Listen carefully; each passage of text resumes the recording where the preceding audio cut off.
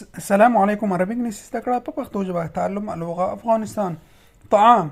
طعام معنا طعام پښتو خواړه food. وجبه یو خوراک meal توصيل سپارل رسول delivery مطعم خوړنځای restaurant نادل پیش خدمت چوبړوال waiter فطور نهاری breakfast غداء غرمې ډوډۍ lunch عشاء ماسخوتن ډوډۍ dinner. هله کوم یوټیوب چینل سبسکرایب زنګ علامه کړئ او لوک کړئ دا ویډیو لایک کړئ. فیسبوک عربي زده کړه آنلاین مرکز